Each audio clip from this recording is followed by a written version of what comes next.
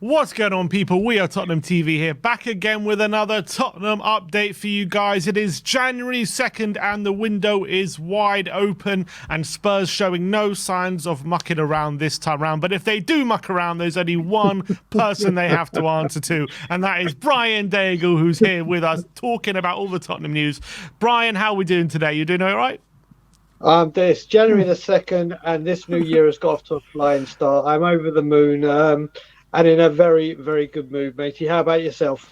There's only one club who can change that mood, though, isn't there, Brian Daigle? And only one thing that can happen. So let's hope that they don't, get the ire of you if they don't make any signings quickly. Before we get into the news quickly, bottom right-hand side of your screen, you see WeAreTottenhamTV.com. Would really appreciate if you go and check out the website for all the articles and all the merch as well. If you want to get some merch, some We Are Tottenham TV t-shirts, you can see it right here. Let me move there. And then there's some Sonny shirts, Vicarios, all the stuff there. So go check out WeAreTottenhamTV.com there. Would really appreciate it. But without further ado, let's talk about Dragusin. And this deal is hotting up.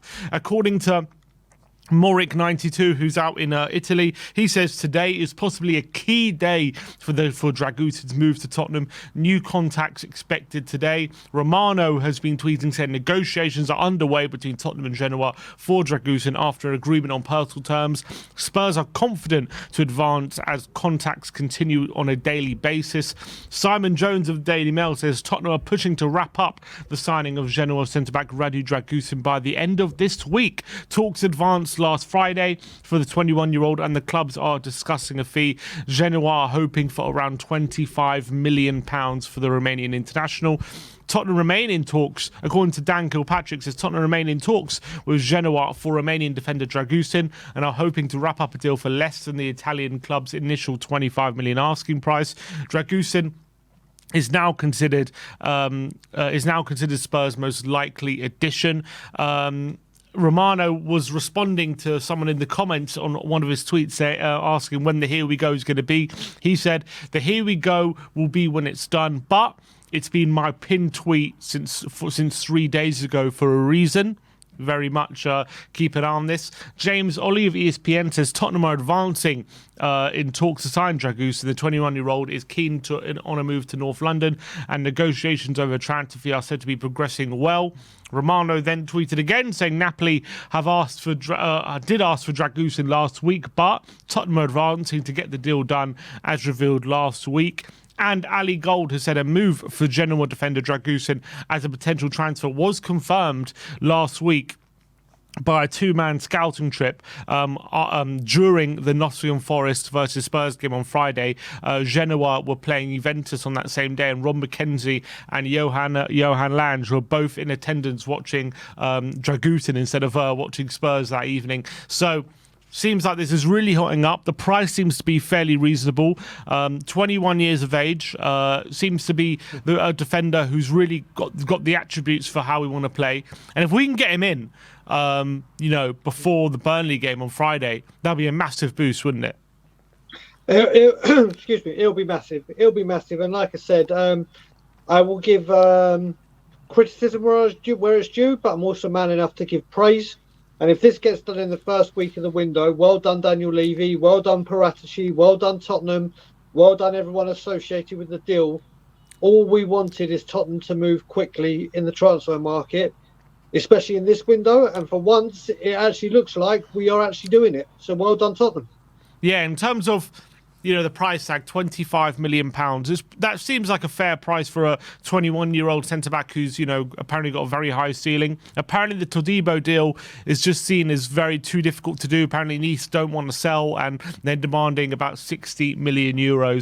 So, seeing as that price may be a bit too steep for now, and that deal seems to be too difficult to do in the first week of the window, you think that's the right decision to just move on to your next target and someone who's more in your price range? Well, most importantly for this, not only moving quickly is huge. You look at it, we ended the season or the calendar year with one of the worst defences in the calendar year. We had our worst Premier League defensive record in modern history last season. So the onus, and we could all tell we needed a centre-back, and we've got and done it. And the big thing for me is obviously there's a certain Italian who can't be a director of football for obvious reasons, that has got his fingers and toes in all the pies across Europe, especially Italy, and he looks like he's done it again, hasn't he? And if it's been okayed by Paratici or green lighted by Paratici, then look at the success rate. You've got to go with it. And like you said, the price is right. The timing has been quick. Let's just hope we get the here we go as soon as possible to confirm it. But it looks as good as done, really, doesn't it? How vital is it? Is it that he's here for the Burnley game, or if not that, if he's here for Man United, would that be enough for you? I've said I wanted them here for Burnley, but then you look at it unlike when we went to Fulham, Simeon, we had Burnley a few days later. The one thing we've got is after this game, Man U is 9 days or something after, so they've got the time to recuperate, rest, and do everything. I would love to see him at Burnley because I want us to take the cup seriously. And I think he will take the cup seriously because of the extensive period between games. But as long as he's here for United, that would be brilliant. But I would ideally like him here before Burnley. Yeah, me too. And look, it's a super exciting signing for me. I know everyone was very much on the Todibo train with those links. I always felt like that was a bit of a pipe dream. I never really felt like it was realistic to bring him in. I felt the price that was being banded about, they were talking about 35 million euros. I always felt like it was going to be a lot more than that. I never felt that was going to be the price for him, especially in January as well when they're going for the title. They don't really have a reason to sell him right now. So I think Dragusin makes a lot more sense. And as well, in terms of our project, a young defender who can, battle it out with Van de Ven and Romero, but also not necessarily will be kicking the door down if he's not starting every week as well. Unlike I think Todibo might be, given where he's at in his career. I think a player who's really going to grow. He's a bit raw, but he's going to have to. But I think he's really developing really, really well. He's taken Serie A by storm this season, and we've had a lot of luck recently from the Serie A market, haven't we? And we've seen, the likes of Udogi, who have been brilliant in Serie A over the last couple of years, and how he's taken to the Premier League this season. With Bentancur, Kulusevski, big part of our team as well. I'm super excited about him, and I've been researching him as well. He seems like super aggressive, super confident as well, and this guy seems to have the ability of maybe in a few years, I think 25 million might look a snip, and that could be like an amazing deal for us. There is that, Simon, and also it's genuine competition. It's genuine quality coming in. Should a Van de Ven get injured or suspended, and the same with Romero, there is genuine quality. It's not playing fullbacks at centre-back. It's not, what we do in the golfing class in our centre-backs is night and day at the moment, and this bridges that gap and puts genuine quality and keeps Romero and Van de Ven on their toes, thinking if you don't step up and play permanently at your best, there's someone here to challenge for your shirt. So this is what we want at the club, isn't it? 100%. Looking how Dragusin plays, it seems like he might be taking turns with Romero in terms of being suspended. He seems to get a lot of cards. He seems to be very aggressive, but we need those players to be brave. And I was reading a stat as well. Out of all players to have made over, I think it was like 200, over 50 tackles, in Europe's top 5 leagues. He has the highest success rate when it comes to that. And I think that's very important because the way we play, we're leaving our centre-backs in a lot of precarious situations, a lot of situations where they might be one-on-one with an attacker and they have to deal with it themselves. They can't rely on anyone else to protect them. And to have a defender who's confident in those kind of duels and in those situations is absolutely vital. And apparently he's quick, he's strong. And as well, he's still very young. He's going to grow. He's going to get better as he grows as well. So I think it's a really potentially great deal. And the sooner we can get him in, the better. All right, moving on. It'll be the second famous man bun in Tottenham, won't it? Behind Danny Kyriakou. So just a bit. He'll have some competition. The man bun is coming back to Tottenham. 100%. Can't wait for that. We'll have a bun off. That'll be great. Next up, we'll be looking at the Conor Gallagher news. And this is from Nizar Kinsella of the Evening Standard. He says, Conor Gallagher is expected to turn down any move away, given he is stand-in captain in the absence of Reece James. Matt Law is saying that Juventus are among clubs who are interested in Pierre-Emile Højbjerg, and should Tottenham sell Højbjerg, they could then rekindle their interest in Chelsea's Conor Gallagher. We heard a few days ago from from Di Damasio that, there was potentially a deal in the works here. There was negotiations happening. That has been poured cold water on by the likes of Ali Gold and Romano. And now we're hearing from Nizar Kinsella, who's the Chelsea correspondent for the Evening Standard, that Conor Gallagher is expected to turn down any moves. We also heard a story this morning from Pochettino saying that he spoke to the board and urged them to reject any move for Conor Gallagher, citing that he's a very important member of his team. And to be fair, that all makes sense considering how much they've used him. He has been captain for many, many games this season, and he's been very important for them, hasn't he? He's been one of their best players. So for me, this deal always seemed to have way too many moving parts. But I think come near the end of the window, if it gets to a situation where Chelsea are in a bit of a financial trouble in terms of FFP and they do have to sell him, maybe that's one that can be revisited near the end of the window. But I think right now it makes sense that, there's too many moving parts for this deal to, be close at the moment. Yeah, Simeon, I mean, we spoke about this on the last update that we did together. To me, it's a nonsense of a story. I think in the summer it was genuine. And obviously Pochettino wouldn't have known how he was going to use him and how he'd settle into the system, and there may have been an opportunity. But as you and I said, this is, to me, Gallagher's agent saying, hello, you signed so many new players here on big money. I'm here. I want a new contract. I just can't. I've never seen this deal going ahead. I never understood why it's getting so much traction. It won't go away. I think this is just a nonsense. I honestly, like you said, it may pick up again at the end of the window. Gallagher, I don't think wants to come. Pochettino has apparently now said, I don't want him sold. What more can you say about it? Yeah, and it makes sense. He's the captain right now, and he's been one of their best players. So why would the manager want to sell him? And from Gallagher's point of view, he's Chelsea born and raised. He's a big Chelsea fan. So why would he? I can't see him. Especially when he's captain of Chelsea. It's one thing if he was in and out the side and wasn't being picked that much. But he's captain of Chelsea, being played every week, one of their best players. Why the hell would he be angling for a move apart from not getting the money he feels like he's worth, which is maybe one thing. So I think it's I think at the moment this deal is going to be very, very difficult to happen, but maybe it's one where we revisit the end of the window if Chelsea are really that desperate to sell there, because it might be a situation where Chelsea are just forced to get rid of him to comply with FFP, and in that situation, maybe, and if Gallagher feels underappreciated at the same time, maybe there's some stuff to happen, but right now I think there's too much in the weeds. Next up is the story about Eric Dier. James Ollie, reporting from ESPN, says Eric Dier has been told to find a new club this month with his current contract at Tottenham set to expire. West Ham are among the clubs monitoring the situation, while West Ham's former club Sporting Lisbon have been credited with an interest. Do you think Dier could be going to West Ham? Please, just listen. Thank you for your service. Thank you for everything you've done or tried to do. Good luck with your future career. Congratulations on about to becoming a father or your partner being pregnant. Brilliant for you. Just goodbye. But would it affect how you feel about him if he did go to West Ham? No.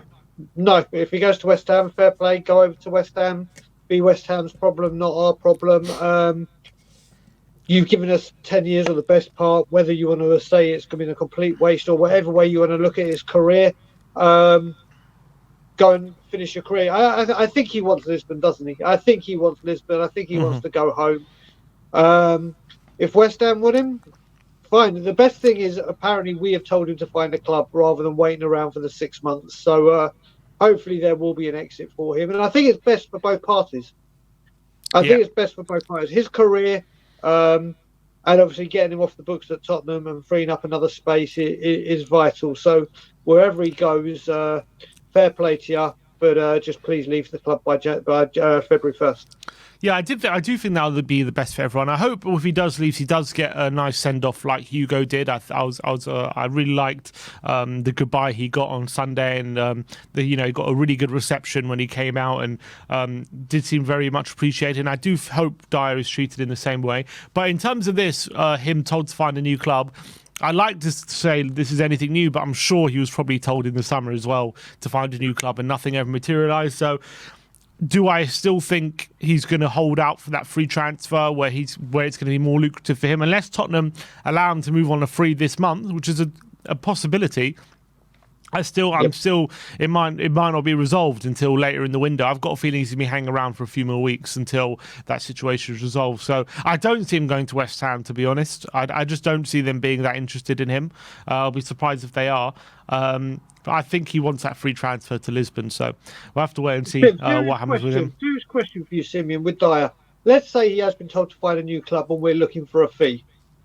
What would you say is the genuine, with 6 months left on his contract, is the genuine fee we could possibly get for him?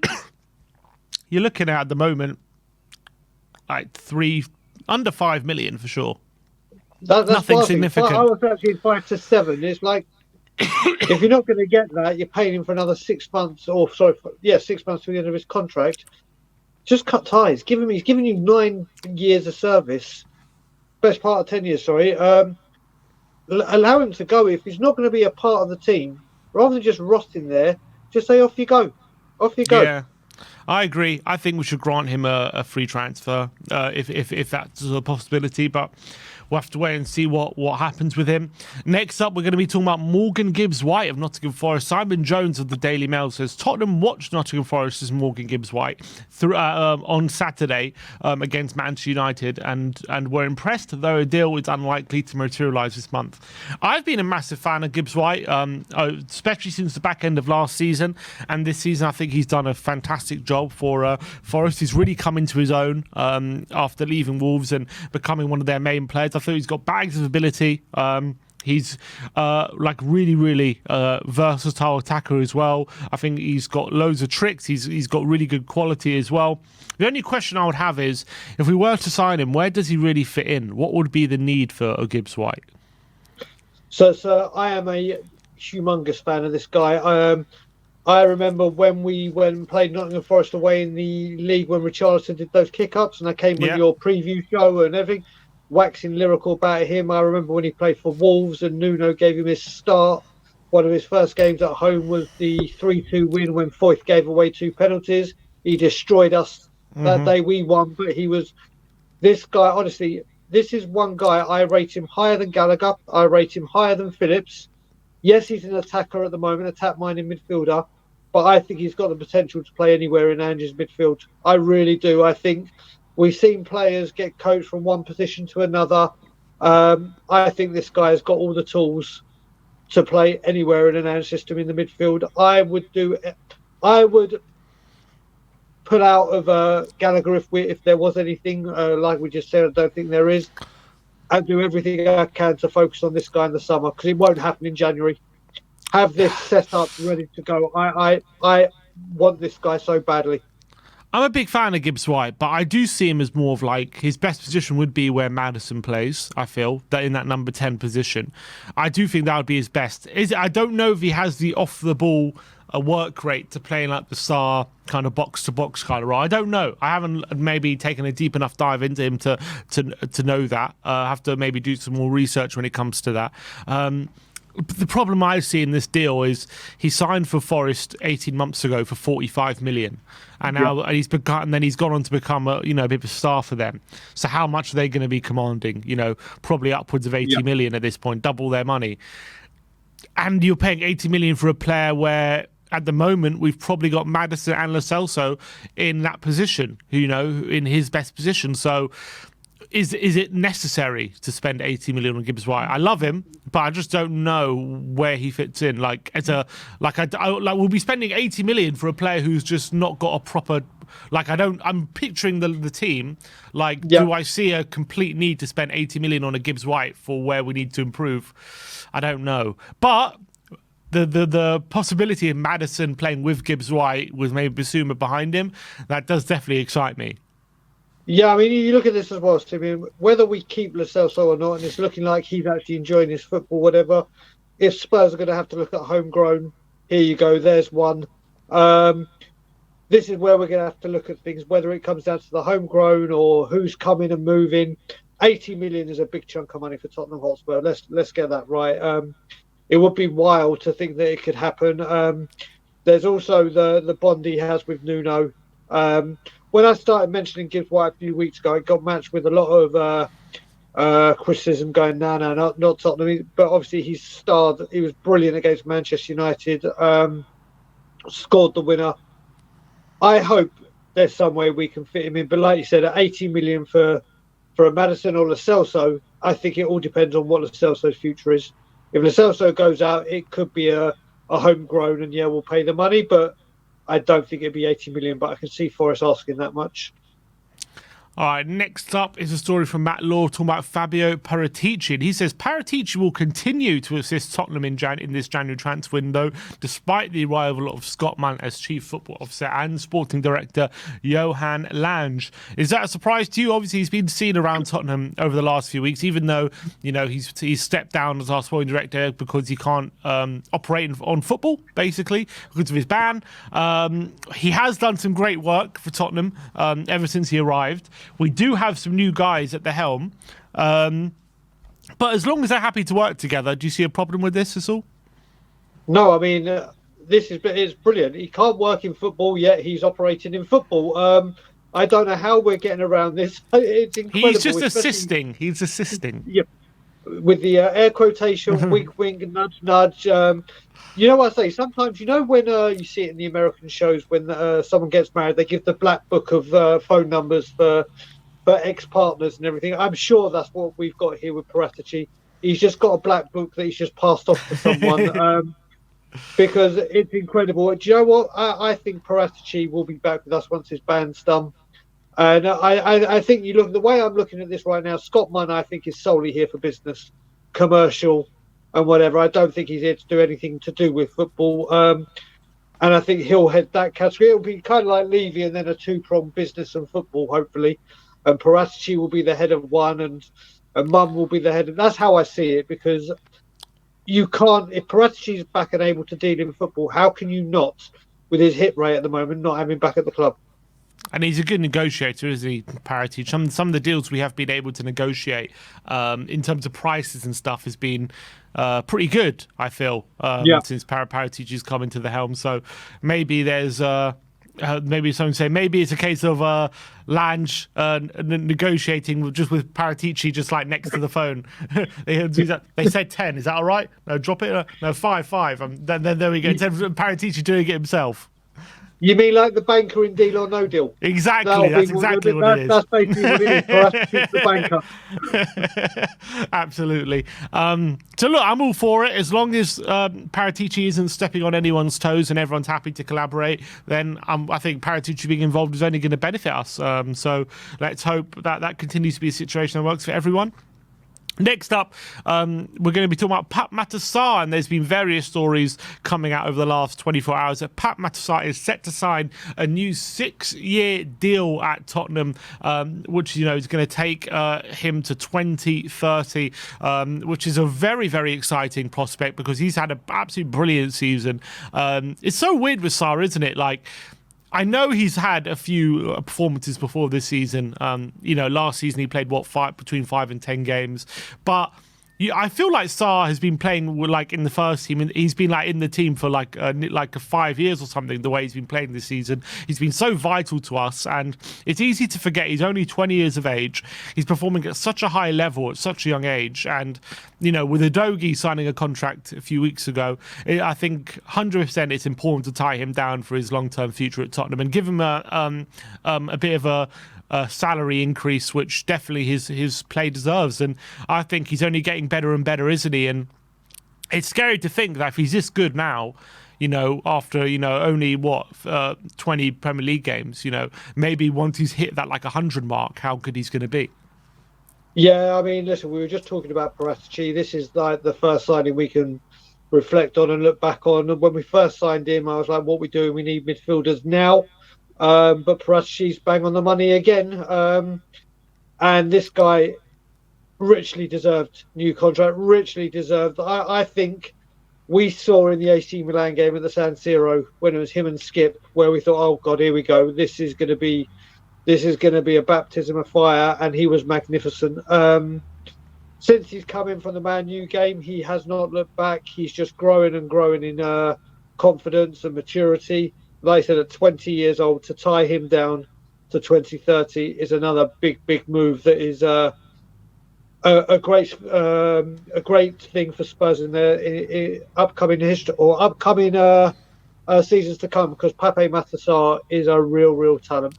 Yeah, absolutely. And I think his performances are more than worthy of a new deal. He's probably one of the lowest earners probably in the team, and considering how important he's become, I think it's good reward for what a brilliant start to the season he's had. So I'm all for it. Next up, story from David Ornstein, and this is about Sergio Reguilon, who's currently obviously on loan at Man United, and he has exclusively revealed that Sergio Reguilon is rejoining Tottenham from Man United in January. Season-long loan included a break clause for the left-back to return this month. Man United have activated the option, and they were always minded to do so. The 27-year-old did play 12 games while on loan, and Romano has chimed in saying Reguilon will not stay at Tottenham. A new move in January transfer window is expected for the player. So seems like Reguilon will be back at Tottenham, but not for too long. It seems we're still very much open to moves. Obviously, we tried to sell him in the summer, didn't we? And we didn't get many moves for him. Has gone on loan to Man United with some mixed results. I think some good, some bad. Do you feel like his loan spell at Man United will do anything to attract new buyers for us? I think he's coming home. He'll be here for a few weeks, and by the end of January, he's out on loan somewhere else. On loan. I can't see it being a permanent deal. I see it being another loan deal. Whereas he could be good backup for Destiny should he get a suspension or injury. We need a left back that can actually play there, not just put Emerson there should we need be. But also, this is the thing you got to think of as well. When Dragusin comes in, and this is only if, not saying we should, but you can put Van de Ven there. Should Destiny get injured or suspended when he's fit, and Dragusin will step in as a possibility. So maybe that's why Spurs will look to loan him out, because it does give us another option. But yeah, I think his time at Tottenham is done. It will be a loan move and a sell in the summer for me.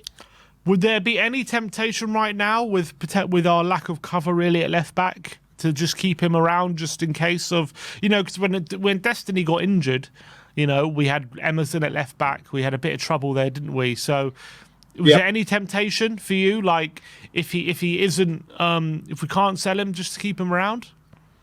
I can see it. I can see it. I just haven't been impressed with him, I suppose. When he first started, yes, but then it's just not worked out. It's just not worked out, and I think get him off the books. Like I said, there is the option to put I don't want to ever see Van der Ven on the left back, but like we did with Jan Vertonghen, he can move out there and play there.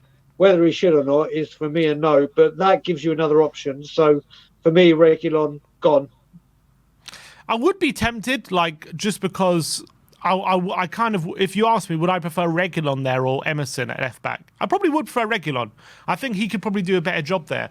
Actually, and if you remember in pre-season, he had some decent performances, if I remember rightly. It wasn't all terrible, but as well, he did have some struggles with that inverted role, but he also showed some good stuff. So unless, obviously, we are signing Dragusin, we are signing a centre-back, so maybe we're feeling Davis can be that cover again at left-back, potentially. But if not, there are worse things than having Reguilon back up. That's all I'm saying. I don't think it's the worst thing in the world if we can't get rid of him. Agreed. And don't forget, we've got Ryan Sessegnon. Oh, yeah. We've got Sessegnon as well. That's a good point as well. So maybe he'll fill in that role. And last but not least, this is quotes from Heung-min Son talking about him going to the Asia Cup, and he's had some quotes about people stepping up in his absence. He says, "I hope people can step up while I'm away. They are my family, they are my teammates. I hope they can score as many goals as possible. I feel like when Harry was here and he was missing games of injuries, I felt like I needed to step up in previous years. I hope our players feel this kind of feeling that they need to step up for this kind of situation." In this situation, you grow as a player and a human being.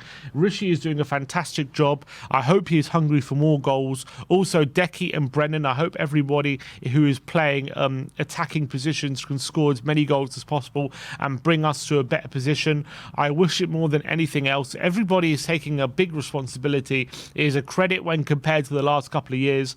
Everybody is very close in the title race, and we don't really want to talk about it because there are still 20 games left to play and we're still missing many important players. We're going to focus on ourselves and go game by game and give everything. We try not to focus on any other team approaches in looking for better football and better mentality, and we'll see what happens at the end of the season. Focus on ourselves and not look at the table and just see what happens. Obviously, yeah, big words there from Sonny about people stepping up. You know, obviously he's been our main source for goals, hasn't he, this season? Yep. He's, you know, if you look at our forward line, he's probably the only proper, genuine world-class player we have, and he is going to be a big miss. But how do you see us faring in the forward line with him gone? Well, first of all, I think the most important thing is to say these are incredible quotes from the captain. This is the kind of quotes you want to hear, especially the part where he's saying it's better now than it has been for the last few years. It's words of encouragement, motivational speaking. Now, this is the thing. Now that the big man has gone, it's time for others to deliver. You're in the spotlight. You are in the spotlight. You've got a job to do. We've got ourselves into a very, very good position. Now we have to maintain it. We have to maintain it. Johnson, Kulusevski, all of them. Richarlison is on form. Let's not get it wrong. He has got 5 goals in 5 games. I think it may even be 5 and 4. And he's putting the ball in the back of the net. Yes, he's missing opportunities, but we've been saying we need to be more ruthless. But you always thought with Son, give him that one chance, he'll take it. Well, now with him gone, those people need to step up and be a lot more clinical. So let's just hope they can do it. Yeah, I completely agree, and it's going to be a big effort for all the forward players to fill and give us what Son does because he's so clinical. We don't really have that kind of clinical edge without him, but it's a big opportunity. Hopefully, Richarlison really does step up and becomes that leader in the front line because in now with Son gone, he becomes the most experienced player, doesn't he? In that front line, he becomes the main guy. So big opportunity for him. That is all for the Tottenham update. There's just one little sort of update from Romano. I'm just going to read out. This is regarding Dragusin, and I'll leave you with this. It says Dragusin has accepted all details of the Tottenham contract proposal as personal terms have been agreed as of last week. Despite public statements on a new deal, he's now waiting for Spurs. Spurs and Genoa remain in talks to get the deal done very soon. So as the minutes tick past, this deal seems to be getting closer and closer. So time to get excited, hopefully, about Dragusin. But that is all we have time for today's Tottenham update. Let me know in the comment section below anything we have discussed in today's Tottenham update. Go and subscribe to Tottenham on Tour if you want to see more of Brian Daigle as well. The link will be in the title of this video. But we'll see you all very, very soon. Like, subscribe and comment. And as always, come on you Spurs. Come on you Spurs.